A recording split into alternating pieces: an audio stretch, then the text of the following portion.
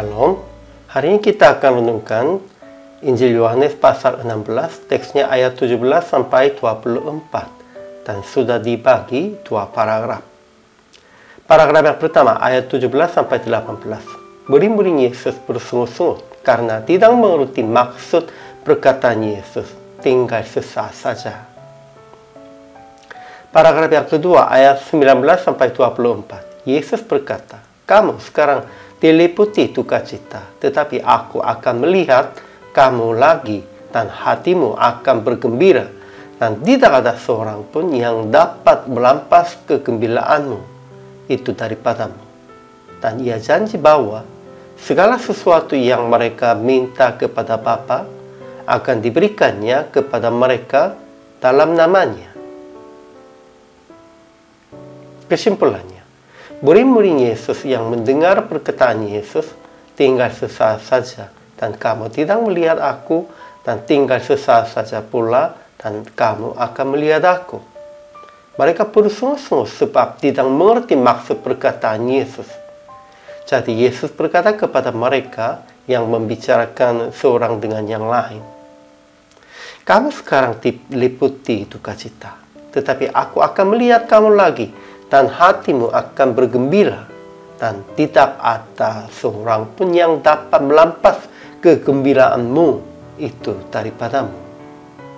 Dan ia janji bahwa segala sesuatu yang mereka minta kepada Bapa akan diberikannya kepada mereka dalam namanya, dan akan dipenuhi sukacita mereka. Ajaran tentang Allahnya. Pertama, Yesus berkata kepada murid-muridnya, "Kamu sekarang diliputi sukacita, tetapi aku akan melihat kamu lagi dan hatimu akan bergembira, dan tidak ada seorang pun yang dapat melampas kegembiraanmu itu daripadamu." Kedua, Yesus janji bahwa kepada murid-muridnya bahwa segala sesuatu yang mereka minta kepada Bapa akan diberikannya kepada mereka dalam namanya, dan akan dipenuhi sukacita mereka. Banyak orangnya fokuskan Tuhan Bapa akan memberikannya segala sesuatu yang meminta. Tetapi itu sebenarnya lebih fokuskan Tuhannya dipenuhi sukacitanya. Ya, kita harus ingat tentang itu juga. Ajaran tentang manusianya. Pertama, murid-murid Yesus membicarakan seorang dengan yang lain tentang perkataan Yesus. "Tinggal sesaat saja dan kamu tidak melihat aku, dan tinggal sesaat saja pula dan kamu akan melihat aku." Karena tidak mengerti maksud itu.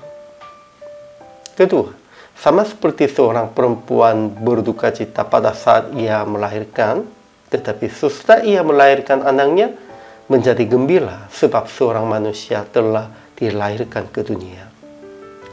Murid-murid Yesus akan bergembira, dan tidak ada seorang pun yang dapat melampas kegembiraannya itu daripada mereka.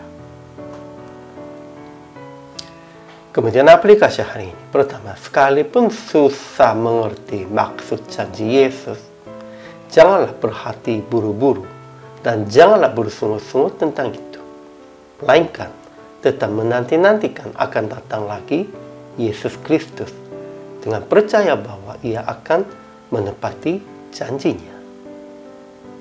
Kedua, jangan berduka cita dalam situasi apapun, tetap bergembira dengan percaya bahwa ia akan memberikan segala yang Anda meminta kepada Bapa. Akhirnya PR praktik hari ini, bersaksi tentang hal-hal yang telah berubah dari kedukaan ke kegembiraan dalam Yesus. Kita harus bersaksi tentang itu kepada sesama, kepada yang masih belum mengenal Yesusnya, dan menyemangatkan sesama dengan janji Yesus yang pasti akan datang lagi dan akan memberikan segala sesuatu yang meminta kepada Bapanya. Itu harus kita dipenuhinya sukacita dalam Yesus. Hal itu kewajiban semua hamba Tuhan dan orang percaya. Hari ini juga selama melayani, Tuhan Yesus memberkati.